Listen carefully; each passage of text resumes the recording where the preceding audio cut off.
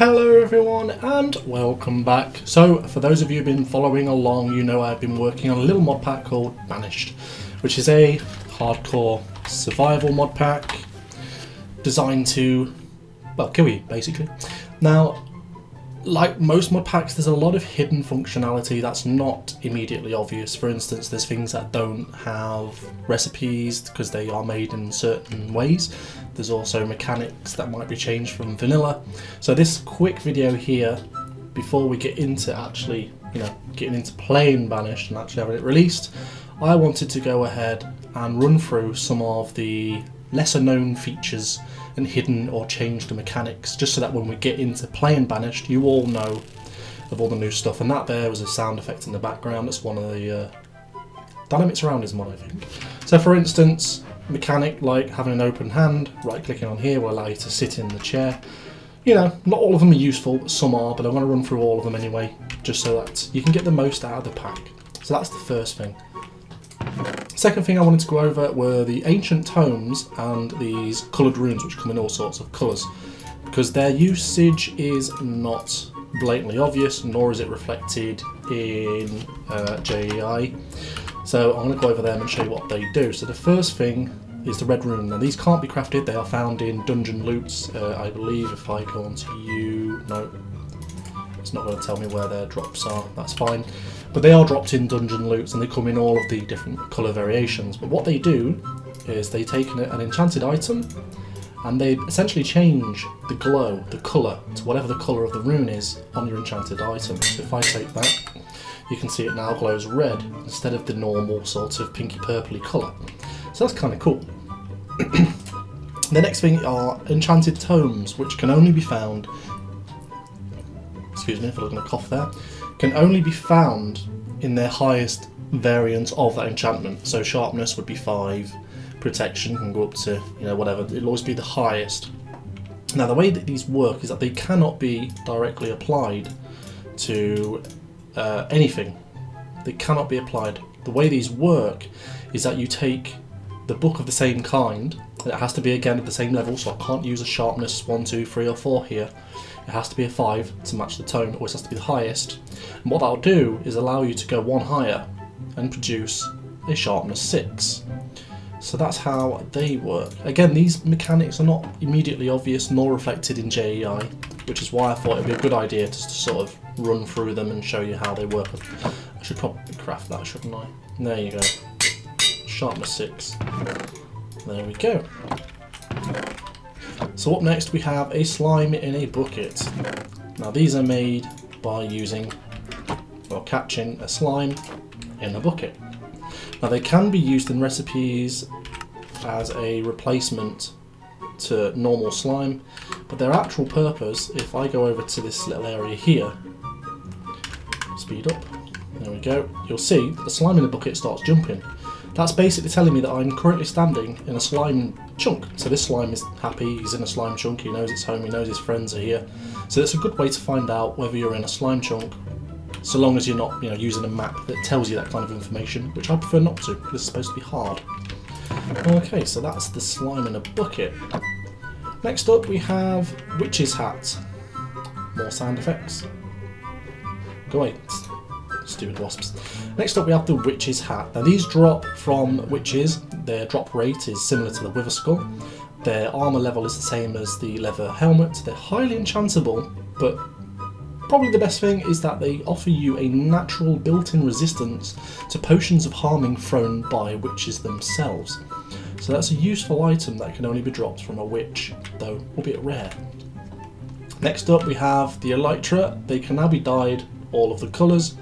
Again, they didn't show these recipes in JEI, whereas as you can see there, you can dye item frames, you can also dye the beds, but they are reflected in JEI. See, they're all here. If I just click them, it shows you, whereas the Elytra, if I grab one real quick, nothing, there's no recipe, nothing. So I thought I would point it out so that you guys are aware of it. Next up, Enderman. Now this one, we've all done this. We look at an Enderman, we're fighting an Enderman, we hide under a 2-block gap, we're safe, we can beat him, easy peasy. Yeah, not anymore. If you try and do that, the Enderman will teleport you to him, and then continue to beat your ass. On the plus side, baby zombies now burn. Music notes can now play the noise of whatever mob heads you place on them. So we have skeleton, we have the zombie, we have the creeper, and we have the one that we all want to place outside a friend's house for a laugh, the dragon. Armour stands now have arms, so they can have shields. And on the subject of shields, shields have been pushed back a little bit, so they no longer take up all that space in front of your view. Very nice. Next up we have snow. Snow can now be right clicked to shave off as many layers as you want, just in case you want to get creative. Next up we have the hose. Breaking grass with hose, particularly an iron one, will break a 3x3 area. Diamonds one on the other hand will do a 5x5. Good, quick, easy way to clear areas. Next up we have minecarts. They've had a small tweak. I don't want you in my offhand, thank you. Minecarts have been changed so that if you right click on them with chest, hoppers or furnaces, they'll now just automatically go in the cart. No need to go in and craft them anymore. Nice change. Sheep now have basic armour. If we look at them closely, you see at the top left there it says armour 1, and it also has 1 iron armour piece on the on his little health bar there. There we are. I didn't think I could look at it without it disappearing. Now the reason for this is that once they've got all that thick wool on, it kind of offers them a little bit of protection. So if I go ahead and shear him, he now has no armour. So they do have armour, a little bit of armour if they've got their wool. Shearing them will remove their armour. Interesting little change. Next up, and this one's useful. How many times have we shot our horses in the back of the head? Probably lots, right? Well, that doesn't happen anymore. Shooting your horse accidentally can no longer happen. It's just impossible. So now you're safe to go along being a mounted archer. Sweet. Charcoal blocks have been added, and similar to Netherrack, they will burn indefinitely. It's a very good, easy, cheap way of making some permanent fire should you need to. Auto sapling has also been placed in, so any sapling that's been left on the ground will automatically plant itself and grow normally. And just before I forget, right clicking a sign will allow you to edit it. No need to break them and replace. Next up we have stacky and real item drops. You may have already noticed this. Now when you throw an item on the ground, it no longer floats. Instead it appears on the floor. If I throw items next to it, they will stay separated, but if I throw items next to them, like right next to them, they will begin to stack, just to, reduce lag, etc. So I chuck them all down. And the way to pick them up is to right click them. They'll no longer automatically pick up, but a less obvious feature is actually if you click and hold right mouse button, keep it held down, all you have to do is mouse over them, and that'll pick them up much quicker and easier. Torches will now slowly extinguish when exposed to weather. So if I just grab myself a flint and steel, relight them, they can also be relit with a fire bow, and there we are, they're lit. And they will produce smoke and eventually create ash piles when exposed to weather. So if I just quickly toggle downfall, let it rain a minute, now you can see they're starting to produce big thick plumes of smoke, and they will eventually get extinguished due to the weather. Alright, cool. Next up we have 2 small ladder changes. So let's go ahead and grab these. The first ladder change is placing the ladder at the top and then right clicking it will automatically place a ladder going all the way down, as you can see. The second change is when coming down a ladder, usually you'll go down at that speed, not very quick. However, looking down the ladder will now cause you to go down much quicker. Next up we have some visual effects, which I'm not really too fussed about. I just thought I'd point them out. Every now and then you get some bubbles. Bubbles usually happen quite often, there should be some. You can also hear the crickets, the sound effects kicking in. You're not going to do it now, are you? just because I'm actually waiting for the bubbles. And then every now and then you'll get big shoots of like lava spitting out. Now the one that I can immediately show you graphically is when water touches a hot surface, it will create steam. Now this isn't very important, but the reason I'm pointing out this effects mod is because what it does do is actually creates thicker fog when in swamps, it creates sandstorms in deserts, so it really adds to the whole harsh survival theme. Whilst we're on the subject of water, let's go ahead and place our boat. Placing a banner on the boat will allow it to act as a sail. Next up we have, I need to be in, let me just turn off any mobs real quick, go into normal mode.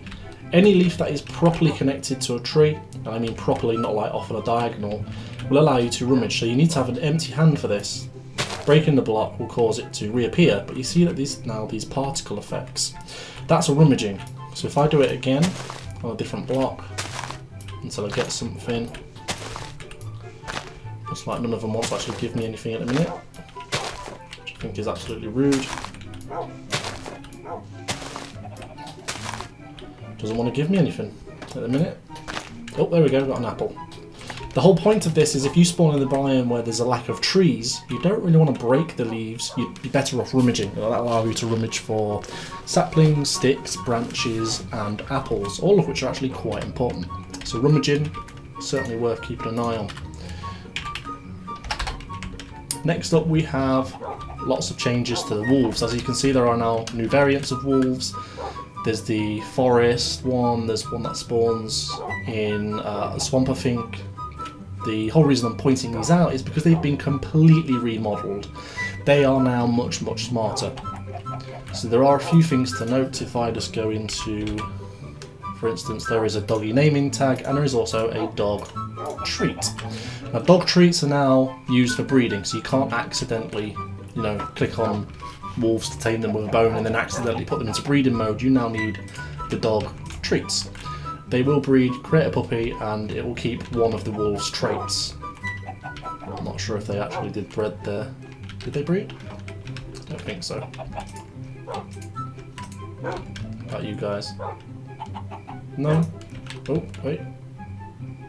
They don't want to breed yet, but it's not always a guaranteed thing either, as you can see. So, oh, really? The dog just crapped everywhere. Right, yeah, that's another thing they can do. You can also, of course, name them, but I need to actually do this on an anvil. Let's go ahead and do it just for the sake of completion.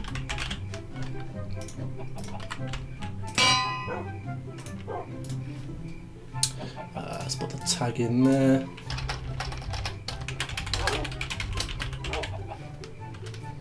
There we go. Which one was it? I think it was you. Wait, what? Did it not keep it? Yeah, it did. I know why. I haven't tamed these yet, that's why.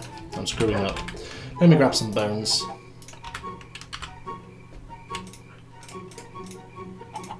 Come on. There we go. So taming is the exact same. Let me shift these out of the way. Guys, come on. Can you come over here?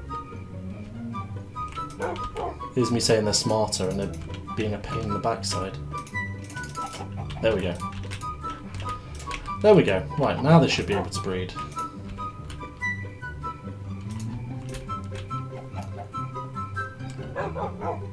There we go, puppy. And of course, oh, I don't want a bone shuriken. Anyway, enough about them. Simply put, the whole change is that they will now have better avoidance. They will avoid cacti, they will avoid creepers, they will avoid high ledges, they will avoid lava. If they do get caught on fire, they will shake it out in the same way that they do when shaking water when they get wet. They just better follow you, they won't drown. If they are drowning, they'll teleport to you. Essentially, wolves have just been made much, much, much more intelligent and are actually worth having. So that's a good thing to know. We also have chickens will now shed their feathers naturally from time to time. They actually drop more than eggs do. I might tweak that, I'm not too sure yet. And finally, dispensers have been changed to allow right clicking. So shears will shear sheep obviously when walking past. They can also hit things with a sword, except for you, it won't hurt you, even I'm in creative, even if I was in normal mode it wouldn't hurt me. So you could have them near your door. Oh, okay dogs. I wonder what they were then. Just like them flying at me. I'm just wondering if you'll step onto the pressure plate. There you go. And they got hurt. So that's, it'll also apply name tags and do anything else, such as apply bone meal, plant seeds, etc, etc. So they've been tweaked. And so that's that, guys. That's everything I can think of in terms of the sort of hidden or lesser known mechanics. And I am going to continue to work on getting this pack out. It should be out today, hopefully. So I'm going to shut up and crack on. I hope you enjoyed the video, and I shall